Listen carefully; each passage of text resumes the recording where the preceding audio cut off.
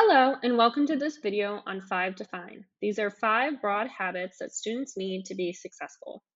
The 5 habits are 1. Time management, 2. Retrieval practices, 3. Higher order thinking and metacognition, 4. Study groups, and 5. Asking for help.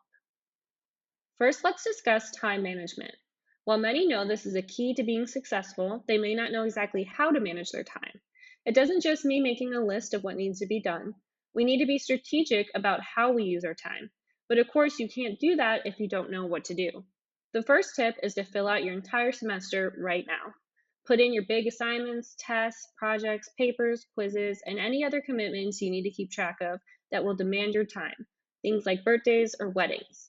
Now look at that list. Some weeks will be packed, some will not. Managing your time will help balance this out.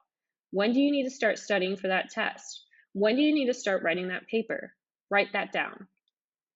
The second tip is to reassess every Friday. Look through your syllabi in Canvas and remember not everything is in Canvas and look at what you have coming up. Do you need to shift things? Did you have any dates move? Did you make any mistakes when you wrote it down the first time? Weekly plans, however, are nothing without a daily to-do list. Every night, create a to-do list.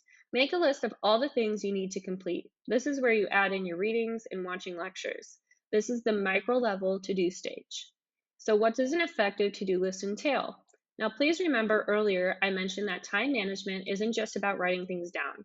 It's about being strategic about how you use your time. Thus, time management is also energy management.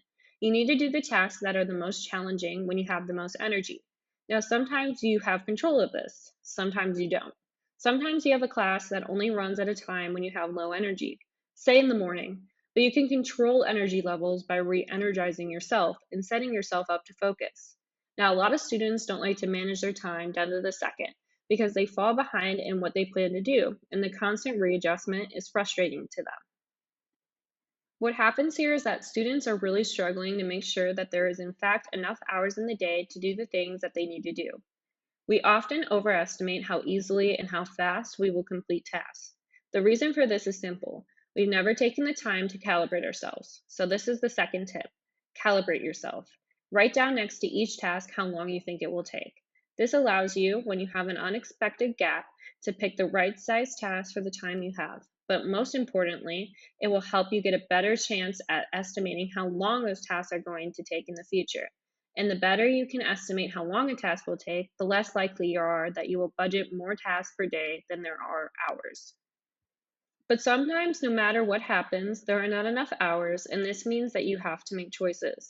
You have to do some things and not other things. And when this is the case, it's important at all times that your to do list reflects your priorities.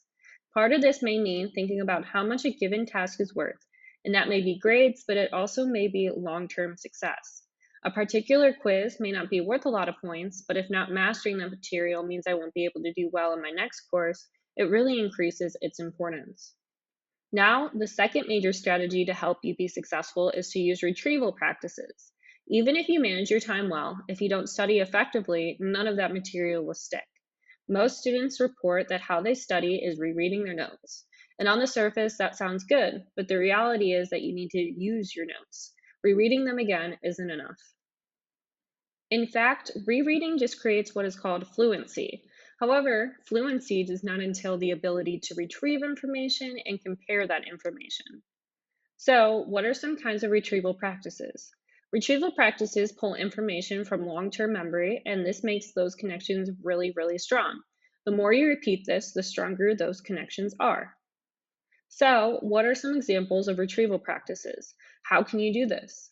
You can do things like create mind maps for your chapters, you can write practice quizzes and exams, you can teach someone else like a study group, you can review regularly that old material. However, it is important to know that not all retrieval practices are created equal. If you are constantly quizzing yourself on lower level thinking, you are not going to be prepared for those exams. What you need to do is make sure that you are studying at higher order thinking levels and you are using what is called metacognition. So, first, let's talk about higher order thinking. This phrase comes from Bloom's taxonomy, which was created by educator Benjamin Bloom in 1956. Though it's been revised, it is still used today. Higher order thinking means that you are working on applying, creating, evaluating, and analyzing. If you're studying at a lower level, at the level of remembering or understanding, you're not preparing yourself for those questions on the exam. The other component of this is metacognition. Not only do you have to think at these higher levels, you have to be thinking about your own thinking as you're doing it, so that you're monitoring and making sure that you are processing the material at that higher level. You might have heard this term, metacognition, before. It just means thinking about thinking. There's basically two parts of this, and we're going to break these down. The knowledge bank of metacognition, which is a noun, and the process of paying attention to your thinking, which is a verb.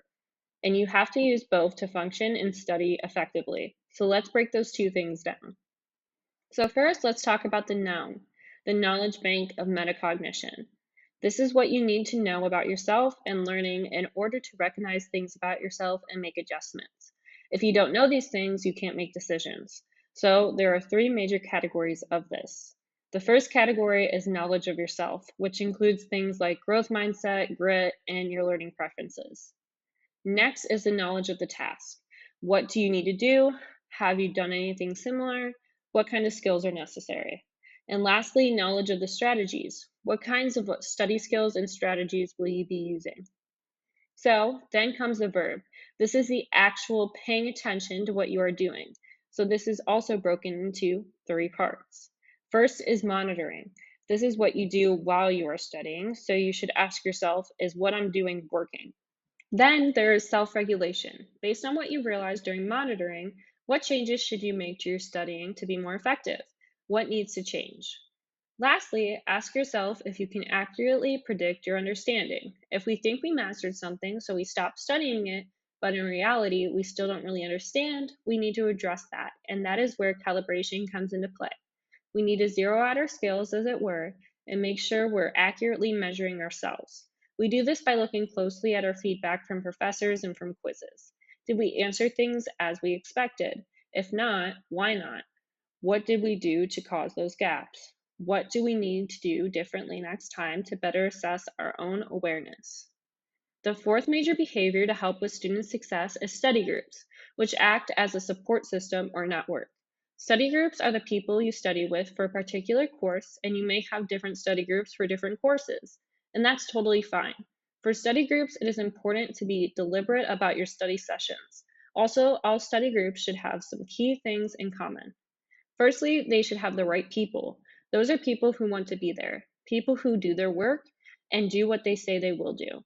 They're people who give honest feedback and want you to do well. Successful study groups also have clear expectations. You know what you're going to cover and who's responsible for what material. If one person is making an outline or a quiz for one chapter, it is clear what that will look like and when it will get done. The study group must also follow best practices for learning. They start with a goal, they focus on higher order skills, and they make sure they're engaging in metacognition and being deliberate about the strategies they are using. And really, the biggest key to being successful as a student is asking for help. Raise your hand in class when something is unclear. Email, visit office hours, go to tutoring, work with your peers, and ask peers questions. Now to recap, the 5 Define requires you to manage your time, use retrieval practices when you study, make sure that your study habits are engaging in higher order thinking, and that you are using metacognition while you are studying, form study groups, and ask for help when you need it. Thank you so much for watching. Please like, comment, share, and subscribe.